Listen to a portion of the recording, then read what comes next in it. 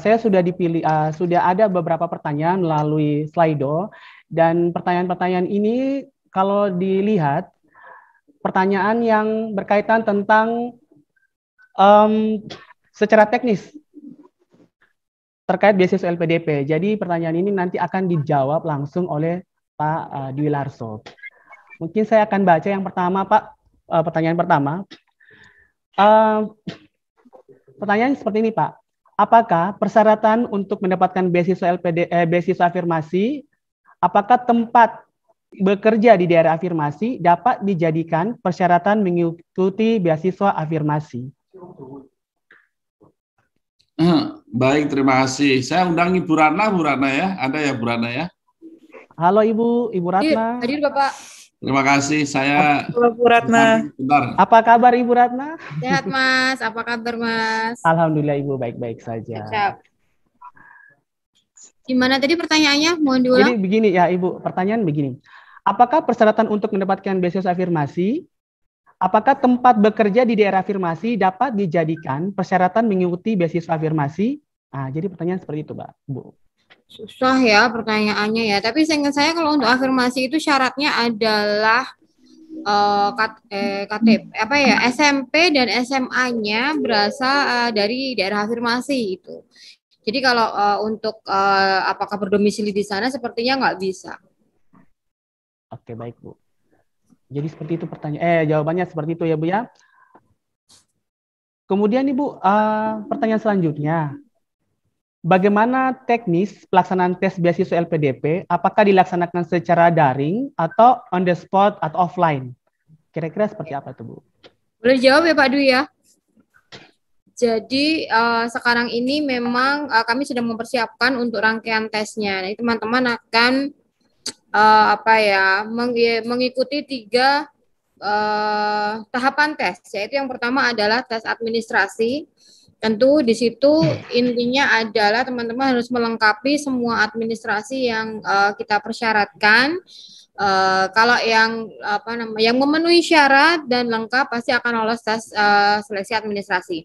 Kemudian bagi yang lulus seleksi administrasi akan masuk ke yang namanya tes substansi akademik. Basically tes substansi akademik ini adalah tes potensi akademik, Mas. Teman-teman nanti akan mengikuti tes ini secara online, jadi tidak harus datang ke suatu tempat, enggak.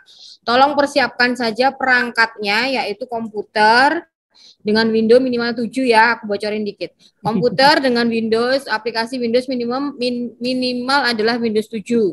Kemudian 32 bit atau 64 bit sama aja. Kemudian internetnya harus ada gitu karena memang ini online, namun nanti akan bisa dibuka sepanjang hari kita buka ada timelinenya sendiri. Ada timelinenya sendiri, teman-teman akan bisa membuka sesuai dengan jadwal yang sudah ditentukan. Kalau memang dinyatakan lulus untuk seleksi ini, maka akan lanjut ke seleksi wawancara. Seleksi wawancara juga akan dilakukan secara online. Oke Ibu, terima kasih. Pertanyaan yang terakhir Ibu, untuk yang di Slido, apakah mahasiswa yang belum mendapatkan ijazah atau lulus dapat mengikuti beasiswa LPDP? Apakah memang harus mendapatkan LOA terlebih dahulu? Enggak Mas, jadi LPDP bisa menerima yang LOA dan non-LOA. Agak sedikit berbeda dengan apa yang disyaratkan oleh Kemdikbud, jadi mungkin teman-teman bisa ngelihat nih masing-masing nih ya, bahwa di Kemdikbud juga akan banyak program beasiswa, di LPDP juga ada banyak program beasiswa. Silakan dilihat mana yang kira-kira paling pas persyaratannya buat teman-teman. Kuncinya sih di situ. Bedanya adalah bahwa kalau misalnya di Kemdikbud itu dia harus pakai LOA seingat saya. Teman-teman harus sudah punya LOA atau sudah diterima di universitas dulu. Tapi kalau di LPDP tanpa LOA bisa mendaftar. Gitu Mas. Oke, baik. Itu adalah pertanyaan yang sudah kami pilih melalui Slido. Sekarang saya coba beralih ke kolom chat room. Di sini ada beberapa pertanyaan yang nanti akan saya baca langsung. Yang pertama ini Bu, apakah bisa beasiswa LPDP membiayai fellowship dokter spesialis Bu? fellowship dokter spesialis, aku nggak bisa bilang bisa atau tidak, aku cuma bisa bilangnya belum ada mandat untuk itu. Oke. Harus menjemput mandat, Ibu. Betul, nanti sore Pak Adu yang akan menjemput mandat. Insya Allah Oke. nanti sore kami akan bicara dengan Menkes, karena kami LPDP kan tugasnya memang mendukung kementerian lembaga. Iya Pak, betul. Jadi kami akan bicara dengan Menkes. Kami baru saja bicara dengan Kementerian Agama dan Kementerian Perempuan dan Pemberdayaan perempuan. Perlindungan Anak ya, Ya. untuk mendukung apa yang mereka butuhkan gitu kira-kira. Baik, Bu, saya lanjut dengan pertanyaan berikutnya nih. Jadi, berapa total maksimal umur untuk mendaftar beasiswa LPDP khususnya untuk S2? Tiap program itu beda-beda ya, Ya, syarat umurnya. Kayak misalnya kalau reguler itu S2 maksimal adalah 35 tahun. Untuk targeted PNS TNI Polri itu seingat saya 40 tahun. Kemudian kalau untuk untuk PNS yang fungsional kayak dosen dan peneliti atau prekayasa itu seingat saya sampai bisa 42 tahun. Nanti teman-teman tengok sendiri ya di webnya LPDP ya, karena baiklah. Syaratnya beda-beda. Untuk afirmasi juga syaratnya berbeda lagi. Jadi sebenarnya intinya adalah semua persyaratan itu ada di websitenya LPDP Betul. sendiri, Bu ya. Oke, Bu, ini pertanyaan yang ketiga. Berapa jumlah maksimal atau batas untuk mendapatkan atau mendaftar LPDP? Berarti batas jumlah maksimal. Jumlah apa ini yang ditanyakan? Mungkin menurut saya kayak kuota. Kuota. Kayaknya kuota. Kayaknya Pak Dwi yang paling pas menjawab ini, Pak. Monggo, Pak. LPDP, saya orang baru, Bu Rana yang lebih lama. Setahu saya tidak pernah kita terbatas karena kuota. Jadi justru yang kita cari ini putra-putri terbaik, mari silahkan mendaftar sehingga makin banyak yang bisa kita belanjakan. Ya, ini pengalaman kami. Bu Rana mungkin punya pengalaman lama yang diceritakan ke kami memang kira-kira seperti itu. Nah, apalagi kalau nanti dana yang kita kelola lebih banyak, tentunya hasilnya lebih banyak dan kita ingin memperbanyak. Maka itu tahun ini adalah perluasan yang sangat masif ya untuk mendukung program S1 non-degree, itu untuk vokasi maupun kampus merdeka. Tapi program itu adalah program jangka pendek, jadi sebenarnya tidak semahal kalau kita menyekolahkan S2 dan S3 ya. Itu karena jangka panjang. Dan setiap kita menyekolahkan, memberangkatkan putra-putri terbaik bangsa ke luar negeri, kami sudah menjamin bahwa dana itu tersedia sampai mereka lulus. Tentunya dalam batas aturan yang kita punya begitu. Jadi tidak akan sesuai rencana kita, kemudian tiba-tiba tuition fee-nya nggak bisa dibayarkan karena nggak LPDP-nya nggak bisa mengirim uang. Selama ini tidak pernah ada kejadian seperti itu. Jadi ini bagus sekali ya, LPDP ini bisa punya sistem yang sangat solid. Demikian, Mas. Oke, baiklah, Pak.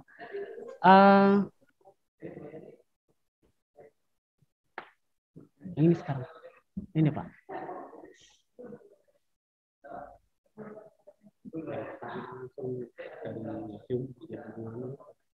Kenapa ini? Oke, ini Bu, ada lagi pertanyaannya. Kalau PNS di Indonesia Timur, apa boleh ikut afirmasi meskipun tidak memiliki ijazah atau KTP daerah afirmasi? Nah, ini biasanya banyak sih pertanyaan seperti itu, Ibu. Saya punya teman juga bertanya hal seperti itu. Jadi kira-kira bagaimana itu, Ibu? Dia kan memang aslinya dari Bandung, akan tetapi dia tugasnya di daerah afirmasi, ingin mendaftar beasiswa afirmasi, tapi itu tadi, Bu, dia bukan dari daerah afirmasi. PNS silakan mendaftar melalui jalur PNS ya, Mas. Sudah dikasih pintu sendiri, maunya pintu yang lain gitu kan. Pakai pintu itu aja, karena nanti pasti akan dikawal oleh kementerian lembaganya. Intinya di situ ke PNS. Iya, memang betul sih. Mungkin karena ya persyaratan TOEFL itu kan beda-beda, Ibu. Jadi ya bisa saja mereka ambil yang afirmasi karena TOEFL-nya lebih di bawah ketimbang kalau ambil yang targeting. Jangan dong, jangan ngirim sama afirmasi. Mungkin seperti itu. Jadi itu beberapa pertanyaan dari kolom chat. Saya coba beralih ke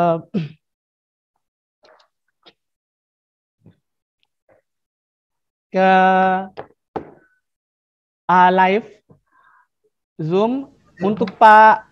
Izin moderator. Untuk Pak Parma. Halo Pak Parma, Patelenggi. Reja Pratama moderator. Sabar dulu ya, saya serahkan dulu sama Pak Parma. Oke, Pak Parma, silakan Pak Parma. Pak Parma ini adalah dosen di Universitas Unipa, Universitas Negeri Papua. Bagaimana kabar Pak? Pak Parma? Mas. Dengar Pak Parma? Iya Pak. Oke. Iya, bisa dengar. Oke. Jadi begini Bu, Pak Parma ini dulu teman kolega saya waktu di Jayapura, dan sekarang beliau jadi dosen di salah satu universitas negeri di Universitas Negeri Papua. Oke Pak Parma silakan, pertanyaannya seperti apa Pak?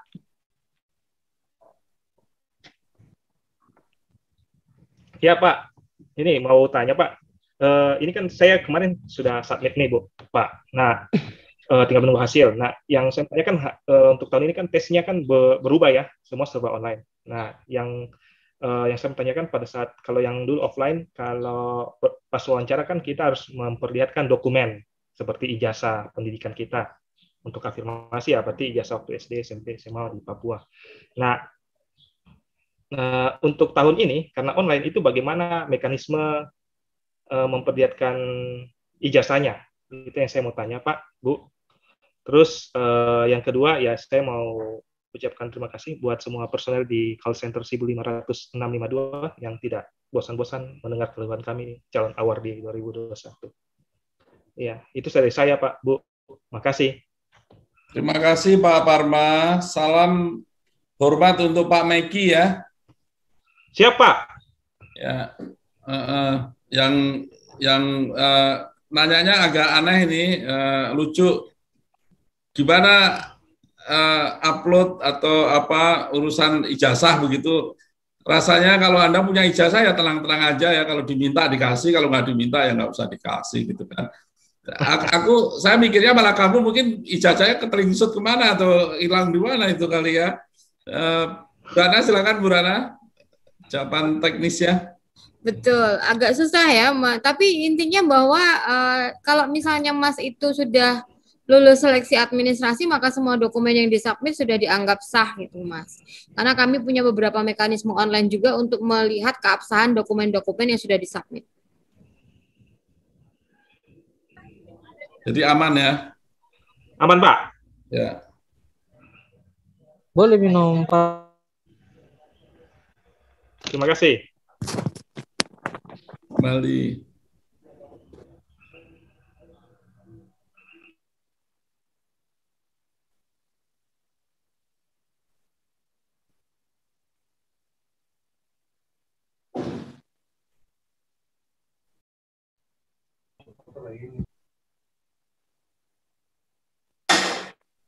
Nggak kedengeran suaranya, Mas. Masih di mute. Oke, baik Bu. Pak, kita akan lanjut dengan pertanyaan berikutnya secara live. Untuk Pak Samsul Akbar, silakan. Silakan mengajukan pertanyaan, Pak. Oke, baik Bu. Apakah suara saya terdengar, Bu? Dengar, Pak. Dengar. Mantap. Oke. Pertama-tama terima kasih buat Pak Dwi dan jajaran LPDP yang selalu setia. Kami ini kan baru, jadi kebetulan banyak sekali pertanyaan kami. Jadi itu selalu direspon oleh pihak LPDP. Itu sangat luar biasa. Nah, pertanyaan saya mungkin mewakili teman-teman yang lain. Yang D3 kemudian mau lanjut D1, Pak.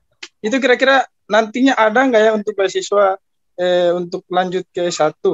Terus yang kedua, untuk program nurse. Nah, itu untuk jurusan perawat atau jurusan yang lain itu kan ada program profesinya itu. Nah, mungkin ada kemungkinan nggak ya untuk LPDP membuka lagi beasiswa terkait dengan program itu? Nah, itu saja mungkin pertanyaan saya. Terima kasih, Pak. Oke, terima kasih buat Pak Samsul Akbar. Silakan Bapak atau Ibu Ratna. Bu Ratna, monggo. D3 sama kayak yang tadi ya, kita belum dapat mandat, tapi sepertinya itu nanti nggak akan mengakomodasi Kemdikbud, Mas, untuk D3 kayak D4 atau S1. Tapi by far saya lihat untuk di webnya Kemdikbud belum ada juga, kecuali untuk vokasi. Saya lupa, nanti bisa dilihat kembali ya di webnya Kemdikbud ada atau tidak. Untuk nurse, sepertinya itu sudah jadi salah satu agenda yang akan dibicarakan dengan Menkes nanti sore. Mohon ditunggu saja.